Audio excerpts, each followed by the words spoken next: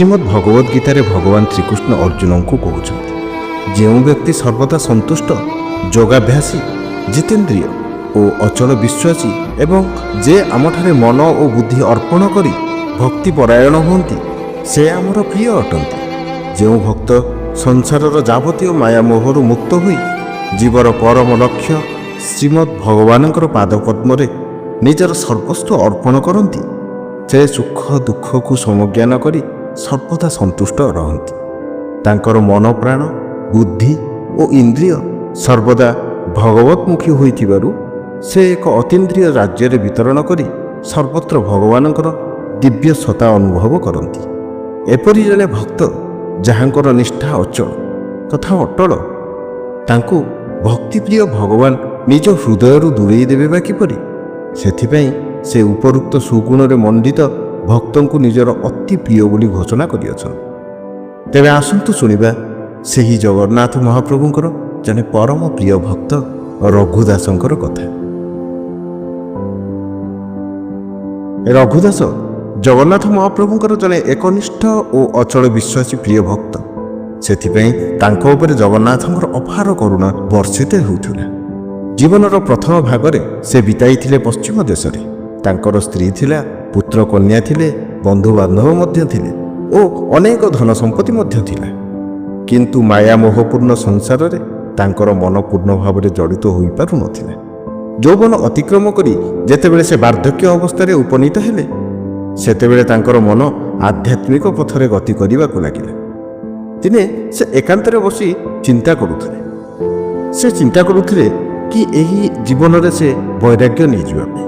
ସେ ଚାହୁଁଥିଲେ ତାଙ୍କର ଆରାଧ୍ୟ ପ୍ରଭୁ ଶ୍ରୀଜଗନ୍ନାଥଙ୍କର ସେବାରେ ନିଜର ବଳିଥିବା ସମୟକୁ ଅତିବାହିତ କରି ତାଙ୍କର ସେବାରେ ନିଜକୁ ସମର୍ପଣ କରିଦେବେ। ତେବେ ଏହିପରି ଭାବରେ ବୈରାଗ୍ୟର କଥା ଚିନ୍ତା କରିବା ମାତ୍ରେ ରଘୁଦାସଙ୍କର ମନ ଜଗନ୍ନାଥଙ୍କୁ ଦର୍ଶନ କରିବା ପାଇଁ ବ୍ୟାକୁଳ ହୋଇଉଠିଲା। ସମସ୍ତଙ୍କ ଅଜ୍ଞାତରେ ସେ ଦିନେ ମାୟାର ବନ୍ଧନ ଛିନ୍ନ କରି ଶ୍ରୀକ୍ଷେତ୍ର ପଥରେ ଯାତ୍ରୀ ହେଲେ। ଶ୍ରୀକ୍ଷେତ୍ରରେ ପହଞ୍ଚି ସେ ପ୍ରଥମେ ଜଗନ୍ନାଥଙ୍କୁ ଦର୍ଶନ କଲେ। ତାହାପରେ ସେ ରାମାନନ୍ଦ ସମ୍ପ୍ରଦାୟର ଅନ୍ତର୍ଭୁକ୍ତ ହୋଇ ବୈଷ୍ଣବ ଧର୍ମରେ ଦୀକ୍ଷିତ ହେଲେ। ଧର୍ମ ପ୍ରତି ତାଙ୍କର ଏକାନ୍ତ ଆଗ୍ରହ ଦେଖି ଏକ ବୈଷ୍ଣବ ମଠର ମହନ୍ତ ତାଙ୍କୁ ନିଜ ମଠରେ ଆଶ୍ରୟ ଦେଇଥିଲେ। ରଘୁଦାସ ପ୍ରତ୍ୟହ ପ୍ରଭାତରେ ନିଜର ନିତ୍ୟକର୍ମ ସମାପ୍ତ କରି ଜଗନ୍ନାଥ ମନ୍ଦିରକୁ ଗମନ କରୁଥିଲେ ଏବଂ ସେଠାରେ ସେ ଜଗନ୍ନାଥଙ୍କୁ ଦର୍ଶନ କରି ଜଣାଣ ଗାଉଥିଲେ ଓ ହରିନାମ କୀର୍ତ୍ତନ କରି ମଧ୍ୟାହ୍ନ ପର୍ଯ୍ୟନ୍ତ ଅବସ୍ଥାନ କରୁଥିଲେ। ତାପରେ ସେ ମଠକୁ ଆସି ଭୋଜନ ଗ୍ରହଣାନ୍ତେ ପୁଣି ଶ୍ରୀମନ୍ଦିରକୁ ଫେରି ଆସୁଥିଲେ। ସେଠାରେ ସେ ବଡ଼ ସିଂହାର ବେଶ ସମାପ୍ତ ହେଲା ପର୍ଯ୍ୟନ୍ତ ଅବସ୍ଥାନ କରୁଥିଲେ ଏବଂ ଭଜନ କୀର୍ତ୍ତନ, ଆଳତୀ, ଦର୍ଶନ ଓ ସାଧୁ ସଙ୍ଗରେ ସମୟ ଅତିବାହିତ କରୁଥିଲେ। ବଡ଼ ସିଂହାର ବେଶ ପରେ ମଠକୁ ଫେରିଆସି ଭୋଜନ ଗ୍ରହଣାନ୍ତେ ସେ ନିଦ୍ରାଚ୍ଛନ୍ନ ହୋଇପଡ଼ୁଥିଲେ। ଏହିପରି ଭାବରେ ରଘୁଦାସଙ୍କର ଦିନଗୁଡ଼ିକ ଖୁବ୍ ଆନନ୍ଦରେ କଟିଯାଉଥିଲା। କିନ୍ତୁ ସବୁଦିନ କ'ଣ ସମାନ ଯାଏ? ସମୟର ପରିବର୍ତ୍ତନରେ ଦୁଃଖ ପରେ ଆସେ ସୁଖ, ଆଉ ସୁଖ ପରେ ଆସେ ଦୁଃଖ। ରଘୁଦାସଙ୍କର ଜୀବନରେ ମଧ୍ୟ ଏହିପରି ଏକ ପରିବର୍ତ୍ତନ ଆସିଲା। ରଘୁଦାସ ମଠରେ ଅବସ୍ଥାନ କରୁଥିଲେ ମଧ୍ୟ ମଠର କୌଣସି କାର୍ଯ୍ୟ କରୁନଥିଲେ। ସେ କେବଳ ମଠରେ ଖାଉଥିଲେ ଏବଂ ଆସିକି ପୁଣି ଶୋଇପଡ଼ୁଥିଲେ। ବାକି ସମୟତକ ତାଙ୍କର କଟୁଥିଲା ମନ୍ଦିର ମଧ୍ୟରେ। ରଘୁଦାସଙ୍କର ଏପରି ରୀତିନୀତି ମଠରେ ବାସ କରୁଥିବା ଅନ୍ୟମାନଙ୍କର ଚକ୍ଷୁଶୂଳ ହୋଇଥିଲା। ମଠର ମହନ୍ତ ମଧ୍ୟ ତାଙ୍କ ଉପରେ ବିରକ୍ତ ହୋଇପଡ଼ିଲେ। ଦିନେ ରଘୁଦାସଙ୍କୁ ସେ ବହୁତ ଗାଳି ଶୁଣାଇଲେ ଏବଂ ତାଙ୍କୁ ମଠରୁ ବିତାଡ଼ିତ କରିଦେଲେ। ତାପରେ ରଘୁଦାସ ମଠରୁ ବିତାଡ଼ିତ ହୋଇ ଶ୍ଵେତଗଙ୍ଗା ନିକଟକୁ ଗମନ କଲେ। ଅପମାନ ହେତୁ ତାଙ୍କର ହୃଦୟ କୋହରେ ଭରି ଯାଉଥିଲା ଓ ଚକ୍ଷୁଦ୍ୱୟ ଲୁହରେ ଛଳ ଛଳ ହୋଇ ଉଠୁଥିଲା। ସେ ସେହିଠାରେ ଦୃଢ଼ାସନରେ ବସି ଜଗନ୍ନାଥଙ୍କୁ ଧ୍ୟାନ କରିବାକୁ ଲାଗିଲେ। ତାଙ୍କ ମନ ବାହ୍ୟ ରାଜ୍ୟରୁ ବିରତ ହୋଇ ଅନ୍ତଃ ରାଜ୍ୟରେ ଭ୍ରମଣ କରିବାକୁ ଲାଗିଲା। ସେ ଜଗନ୍ନାଥଙ୍କ ପ୍ରେମରେ ମଗ୍ନ ରହି କ୍ଷୁଧା ତୃଷ୍ଣାର ତାଡ଼ନା ସମ୍ପୂର୍ଣ୍ଣ ଭୁଲିଗଲେ। ନିଦ୍ରା କିମ୍ବା ଆଳସ୍ୟ ତାଙ୍କର ଧ୍ୟାନ ଭଙ୍ଗ କରିବାକୁ ଅକ୍ଷମ ହେଲା। ଭଗବାନଙ୍କ ପ୍ରତି ଦୃଢ଼ ନିଷ୍ଠା ହେତୁ ସେ 14 ଦିବସ ଏହିପରି ଅତିବାହିତ କରିବାକୁ ସମର୍ଥ ହୋଇଥିଲେ। ଏହିପରି ଭକ୍ତ ତ ଭଗବାନଙ୍କର ଅତ୍ୟନ୍ତ ପ୍ରିୟ ହୋଇଥାନ୍ତି। ରଘୁଦାସଙ୍କର କଠୋର ତପସ୍ୟାରେ ଜଗନ୍ନାଥଙ୍କର ରତ୍ନ ସିଂହାସନ ଥରିବାକୁ ଲାଗିଲା। ଭକ୍ତର ମନୋବାଞ୍ଛା ପୂରଣ କରିବା ପାଇଁ ଯେଉଁ ଜଗନ୍ନାଥ ବାହୁ ବିସ୍ତାର କରି ରତ୍ନ ସିଂହାସନ ଉପରେ ବସିଛନ୍ତି, ସେ ଆଉ ସ୍ଥିର ହୋଇ ରହିପାରିଲେ ନାହିଁ।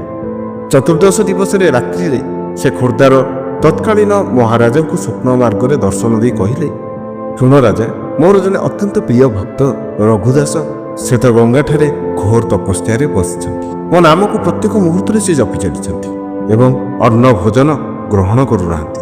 ମୋ ଭକ୍ତ ଯୋଉଠି ଉପବାସରେ ମୋ ନାମକୁ ଭଜୁଛି, ମୁଁ କେମିତି ରତ୍ନ ସିଂହାସନରେ 56 ଭୋଗ ଖାଇପାରିବି? ତେଣୁ ତୁମକୁ ତୁରନ୍ତ ଯାଇ ଏହାର ସମାଧାନ ବାହାର କରିବାକୁ ପଡ଼ିବ। ଏବଂ ରଘୁଦାସ ଯେହେତୁ ମୋର ଅତ୍ୟନ୍ତ ପ୍ରିୟ ଭକ୍ତ, ସେ ମୋର କୁଟୁମ୍ବର ମଧ୍ୟ, ତାଙ୍କ ପାଇଁ ତୁମକୁ ଏମିତି କିଛି ବ୍ୟବସ୍ଥା କରିବାକୁ ପଡ଼ିବ ଯାହାଫଳରେ କି ସେ ଅତ୍ୟନ୍ତ ଖୁସି ହେବେ। ରାଜାଙ୍କୁ ଏପରି ନିର୍ଦ୍ଦେଶ ଦେଇ ପ୍ରଭୁ ଜଗନ୍ନାଥ ସ୍ୱପ୍ନପଟରୁ ଅନ୍ତର୍ହିତ ହୋଇଗଲେ।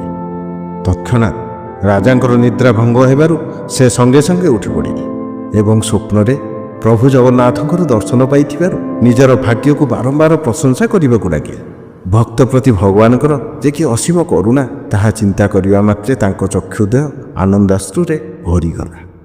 ତତ୍ପର ଦିନ ପ୍ରଭାତରେ ସେ ଅଶ୍ୱ ଆରୋହଣ କରି ଶ୍ରୀକ୍ଷେତ୍ର ଅଭିମୁଖେ ଯାତ୍ରା କଲେ ଏବଂ ଶ୍ଵେତଗଙ୍ଗା ନିକଟରେ ଉପନୀତ ହୋଇ ତପସ୍ୟାରତ ରଘୁଦାସଙ୍କୁ ଦେଖିବାକୁ ପାଇଲେ। ରଘୁଦାସଙ୍କର କଠୋର ତପସ୍ୟା ଦେଖି ତାଙ୍କର ମସ୍ତକ ଆପେ ଆପେ ଅବନତ ହୋଇଗଲା। ସେ ରଘୁଦାସଙ୍କର ଧ୍ୟାନ ଭଗ୍ନ କରାଇ ଆଲିଙ୍ଗନ କଲେ ଏବଂ ସ୍ୱପ୍ନରେ ଦେଇଥିବା ଜଗନ୍ନାଥଙ୍କର ନିର୍ଦ୍ଦେଶ ତାଙ୍କୁ ଶୁଣାଇ ଦେଲେ। ରଘୁଦାସ ଜଗନ୍ନାଥଙ୍କର କରୁଣା ବିଷୟ ସ୍ମରଣ କରି ଆନନ୍ଦରେ ଅଧୀର ହୋଇ ପଡ଼ିଲେ। ତାପରେ ମହାରାଜ ରଘୁଦାସଙ୍କର ମସ୍ତକରେ ପାଟ ଶାଢ଼ୀ ବାନ୍ଧି ଓ ରାଜକୀୟ ସମ୍ମାନ ପ୍ରଦର୍ଶନ କରି ରାଜପ୍ରସାଦକୁ ଫେରି ଆସିଲେ। ଯଥା ସମୟରେ ରାଜାଙ୍କର ଆଦେଶ ଅନୁଯାୟୀ ଶ୍ରୀମନ୍ଦିର ଦକ୍ଷିଣ ପାର୍ଶ୍ୱରେ 32 ବଖରା ବିଶିଷ୍ଟ ଗୋଟିଏ ଅତି ସୁନ୍ଦର ମଠ ନିର୍ମିତ ହେଲା। ସେହି ମଠର ପରିଚାଳନା ପାଇଁ ଗୁଡ଼ିଏ ନିଷ୍କର ଜମି ଖଞ୍ଜି ଦିଆଗଲା ଏବଂ ମଠରେ ଯେଉଁମାନେ ବାସ କରିବେ ସେମାନଙ୍କ ପାଇଁ ପ୍ରତ୍ୟହ ମହାପ୍ରସାଦର ବ୍ୟବସ୍ଥା କରାଗଲା। ତାପରେ ରାଜା ମଠଟିକୁ ରଘୁଦାସଙ୍କର ହସ୍ତରେ ଅର୍ପଣ କରିଦେଲେ। ରଘୁଦାସ ଏତେ ବଡ଼ ମଠର ଅଧିକାରୀ ହୋଇଥିଲେ ମଧ୍ୟ ତାଙ୍କ ମନରେ ସାମାନ୍ୟ ଟିକିଏ ଗର୍ବ କିମ୍ବା ଅହଙ୍କାର ସ୍ଥାନ ପାଇନଥିଲା। ପୂର୍ବପରି ସେ ଭଜନ କୀର୍ତ୍ତନ ଓ ତପସ୍ୟାରେ ମଗ୍ନ ରହି ସମୟ ଅତିବାହିତ କରୁଥିଲେ। ତାଙ୍କର ଏକନିଷ୍ଠ ଭକ୍ତିଭାବ ଦେଖି ଶ୍ରୀକ୍ଷେତ୍ରର ସମସ୍ତେ ଚମତ୍କୃତ ହୋଇଯାଉଥିଲେ। ତେଣୁ ଅତି ଶୀଘ୍ର ତାଙ୍କର ମହିମା ଚତୁର୍ଦିଗରେ ବ୍ୟାପିବାକୁ ଲାଗିଲା। ବିଭିନ୍ନ ସ୍ଥାନରୁ ବୈଷ୍ଣବମାନେ ଆସି ତାଙ୍କ ମଠରେ ଅବସ୍ଥାନ କଲେ। ରଘୁଦାସ ସମସ୍ତ ବୈଷ୍ଣବମାନଙ୍କୁ ସମାନ ଆଦର କରି ନିଜର ମଠରେ ଆଶ୍ରୟ ଦେଲେ।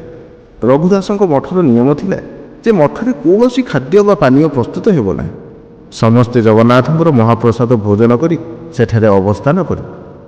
କେହି ବାହାରର କୌଣସି ଖାଦ୍ୟ ଭୋଜନ କରିବେ ନାହିଁ। ଯଦି ମହାପ୍ରସାଦ ବିନା ଆଉ କିଛି ଭୋଜନ କରିବାକୁ ପଡ଼େ ତେବେ ତାହାକୁ ପ୍ରଥମେ ଜଗନ୍ନାଥଙ୍କ ନିକଟରେ ନୈବେଦ୍ୟ କରିବେ। ଏହିସବୁ ନିୟମର ବଶବର୍ତ୍ତୀ ହୋଇ ବୈଷ୍ଣବମାନେ ରଘୁଦାସଙ୍କ ସହିତ ବସବାସ କଲେ। ସେଠାରେ ଦିବା ରାତ୍ରି ସବୁବେଳେ କେବଳ ଭଜନ କୀର୍ତ୍ତନ ଲାଗି ରହିଥିଲେ।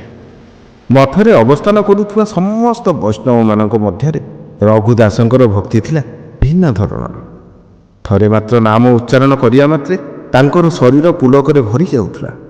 ଚକ୍ଷୁରୁ ଝରି ଆସୁଥିଲା ଧାର ଧାର ହୋଇ ଆନନ୍ଦାଶ୍ରୁର ଝରଣା।